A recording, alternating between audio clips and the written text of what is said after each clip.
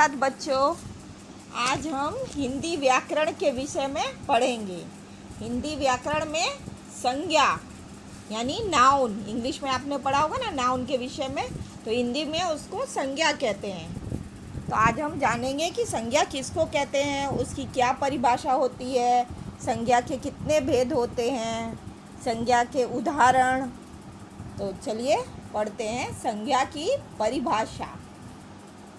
किसी भी व्यक्ति, वस्तु, भाव, जाति या स्थान के नाम को संज्ञा कहते हैं।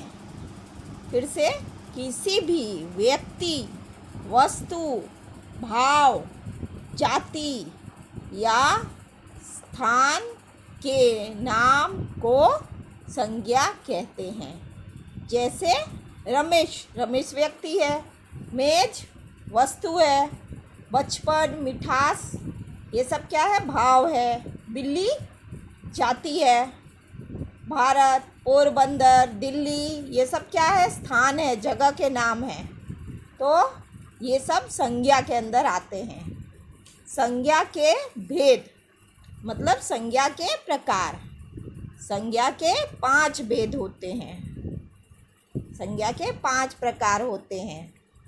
व्यक्तिवाचक संज्ञा, भाववाचक संज्ञा, जातिवाचक संज्ञा, द्रव्यवाचक संज्ञा, समूहवाचक या समुदायवाचक संज्ञा।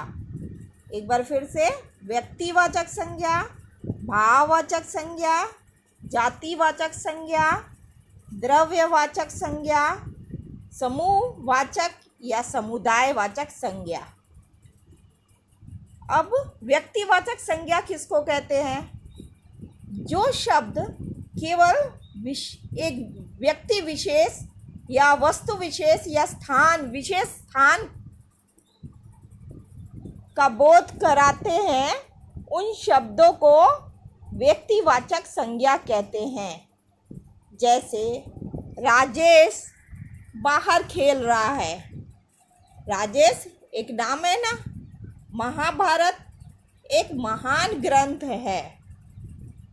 मैं मुंबई में रहता हूँ। इसमें राजेश, महाभारत, मुंबई एक नाम है, इसलिए ये व्यक्तिवाचक संज्ञा के अंदर आता है। दूसरा है भाववाचक संज्ञा।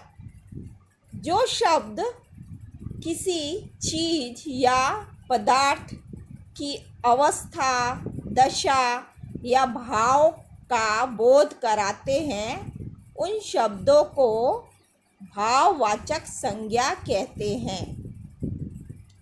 जो शब्द किसी चीज़, वस्तु या पदार्थ के अवस्था या दशा या भाव की जानकारी देते हैं, उन शब्दों को भाववाचक कहते हैं।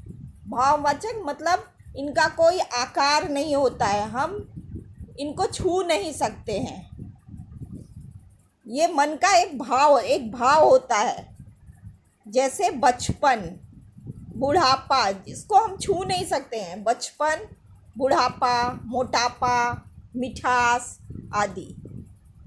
उदाहरण, ज़्यादा दौड़ने से मुझे थकान हो जाती है। थकान एक भाव है। मुझे बुखार हो गया। बुखार को आप छू नहीं सकते हैं, भाव है। परिश्रम से ही सफलता मिलती है। सफलता भाववाचक संज्ञा। तीसरा, जातिवाचक संज्ञा। जो शब्द किसी विशेष व्यक्ति, समूह या विशेष वस्तु या स्थान की संपूर्ण विशेष जाति का बोध कराते हैं, उन शब्दों को जातिवाचक संज्ञा कहते हैं। जैसे स्कूल में बच्चे पढ़ते हैं। बच्चे एक बच्चों का समूह यानी कि जाति, बच्चों की जाति।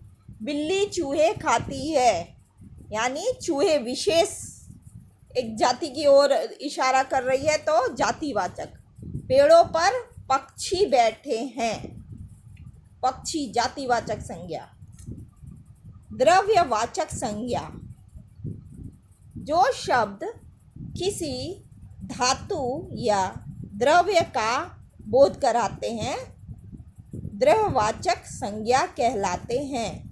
जो शब्द धातु या द्रव्य की ओर इशारा करते हैं, इसके बारे में बताते हैं, उसको द्रव्यवाचक संज्ञा कहते हैं।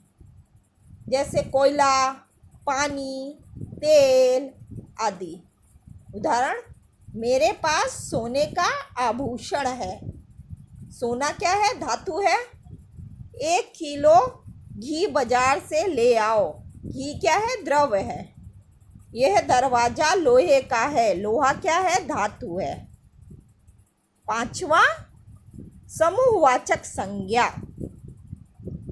जो संज्ञा शब्द किसी व्यक्ति या वस्तु के समूह का बोध कराते हैं उन्हें समूहवाचक या समुदायवाचक संज्ञा कहते हैं।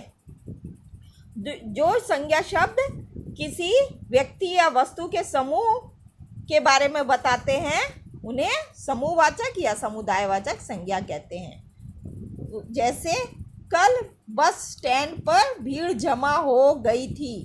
भीड़ मतलब बहुत ढेर सारे लोग। मेरे परिवार में 4 सदस्य हैं। परिवार मतलब 1 से ज़्यादा लोग हैं ना, तो समूह। बकरियों का झुंड घास चर रहा है। झुंड क्या है? समूह है। बहुत ढेर सारे बकरी उसके अंदर हैं, तो समूह है। तो ये भी समूहवाचक संज्ञा के अंदर आता है। आशा है बच्चों आपको संज्ञा के विषय में अच्छी तरह मालूम चल गया होगा, आपको अच्छी तरह समझ में आ गया होगा। धन्यवाद।